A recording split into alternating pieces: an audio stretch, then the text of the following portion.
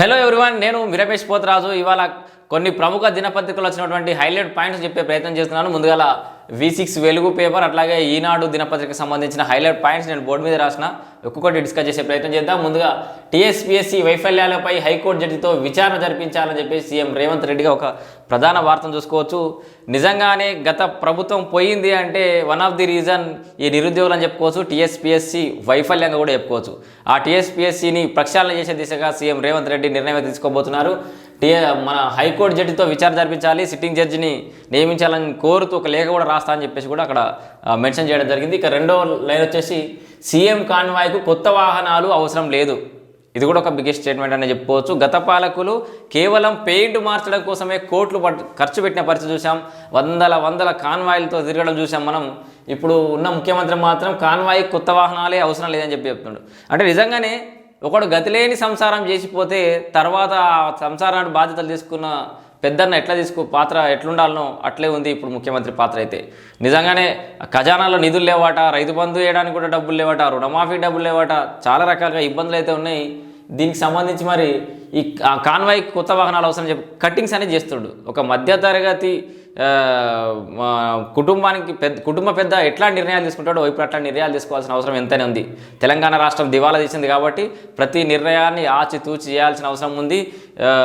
ఈ వైభోగాలకి పోవాల్సిన అవసరం లేదు. ఇక రెండో వార్త వచ్చేసి, మూడో వార్త హైకోర్టు సముదాయానికి జనవరిలో శంకుస్థాపన, రాజేంద్రనగర్లో 100 ఎకరాల్లో నిర్మాణం, హైకోర్టు సీజే అలోక్ ఆరాధ్యతో భేటీ. ఈ హైకోర్టు సీజే తోటి భేటీలో ఇవి వాళ్ళ రాజేంద్రనగర్లో మన హైకోర్టు సముదాయాన్ని కూడా నిర్మిస్తున్నట్టు కూడా చెప్పాడు. ఇంకా మూడో వార్తకు వచ్చేసి, ట్రాన్స్కో, జెన్కో లాంటి 2 విద్యుత్ పంపిణీ సంస్థలకు దాదాపు 9 ఏళ్ల తర్వాత IASల నియామకం. ట్రాన్స్కో, జెన్కో ఉంటుంది కదా విద్యుత్ పంపిణీ సంస్థ, దీనికి దాదాపు 9 సంవత్సరాల తర్వాత ఇప్పుడు మళ్ళీ IASల నియామకం చేపడుతున్నారు. దాని తర్వాత ఎవరు నియామకం చేపట్టారో ఇక మీకు కొత్తగా చెప్పాల్సిన అవసరం లేదు. ఈ 9 ఏళ్ల తర్వాత మొదటిసారి IASల నియామకం జరుగుతుంది. ఇప్పుడు ట్రాన్స్కో అండ్ జెన్కో చైర్మన్గా అండ్ CMDగా రాష్ట్ర ఏర్పాటు తర్వాత తొలినాళ్ళలో పనిచేసినటువంటి 1999 బ్యాచ్ IAS సయ్యద్ అలీ ముర్తిజా రిజ్వా ట్రాన్స్కో CMDగా కూడా నియామకమైండు. ఈయన ఇప్పుడు ఇక సభాపతిగా గడ్డం ప్రసాద్ నియామకమైండు. ఒక దళిత బిడ్డ. మనం చూసినాం నిన్న వార్త, నిన్న అసెంబ్లీ సెషన్లో కూడా అందరూ ఆయన గురించి చెప్పారు. మనం కొత్తగా చెప్పాల్సిన అవసరం లేదు. ఇక పార్లమెంటులో భద్రతా వైఫల్యాలపై కేంద్రం సీరియస్ అని ఒక వార్తను చూడొచ్చు. నిన్న పార్లమెంట్లో ఏదైతే టియర్ గ్యాస్ దాడి జరిగిందో, అగతకుడు వాళ్ళకు చొరబడ్డాడో దానికి సంబంధించి మోదీ అత్యున్నత స్థాయి సమావేశం నిర్వహించాడు. అట్లాగే నిందితులపై ఉపా కేసు నమోదైంది. 8 మంది సిబ్బంది మీద కూడా వేటు పడ్డట్టు జరుగుతుంది. ఇన్నేళ్ళ నుంచి రెక్కి నిర్వహించి మరి భద్రతా వైఫల్యాల కారణం కాబట్టి ఈ 8 మంది సిబ్బందిపై కూడా వేటు జరిగింది. ఇక ఇది ఈనాడులో వచ్చినటువంటి హైలైట్ పాయింట్స్. ఇవైతే V6 వెలుగు దినపత్రికకు వచ్చేసరికి మొదటగా దుబారా ఖర్చులు, ఆడంబరాల జోలికి పోము అనే ఒక వార్తను చూడవచ్చు. సేమ్ ఇక్కడే అదనపు కాన్వాయ్ అవసరం లేదని చెప్పిన వ్యాఖ్యల్ని ఇక్కడ కూడా మనం ఒక వార్తగా చూడవచ్చు. దుబారా ఖర్చులు, ఆడంబరాలకు పోము, MCR HRD సెంటర్ తక్కువ ఖర్చుతో షెడ్డు తరహా నిర్మాణంతో సీఎం క్యాంప్ ఆఫీస్. గత ప్రజాభవన్ ఏదైతే ఉందో, ప్రగతి భవన్ ఏదైతే ఉందో ప్రజాభవన్గా మార్చారో దాన్ని డిప్యూటీ సీఎం బట్టి విక్రమార్క అధికార నివాసంగా మార్చారు. ముఖ్యమంత్రి రేవంత్ మాత్రం MCR HRD సెంటర్లో తక్కువ ఖర్చుతో షెడ్డు తరహా నిర్మాణంతో సీఎం క్యాంప్ ఆఫీస్ ఏర్పాటు చేసుకోబోతున్నాడు. ఇక ప్రజాభవన్ బంగ్లాను అవసరాలకు తగ్గట్లు వాడుకుంటాం. ఇక కంప్లీట్గా అది ప్రజాభవన్గానే ఉండబోతుంది, అవసరాలకు తగ్గట్టు మార్చుకుంటామని చెప్పేసి కూడా సీఎం రేవంత్ చెప్తున్న పరిస్థితి చూస్తున్నాం. ఇక ఓల్డ్ సిటీ నుండే ఎయిర్పోర్టుకు మెట్రో, ఖర్చు దూరం 2 తక్కువే.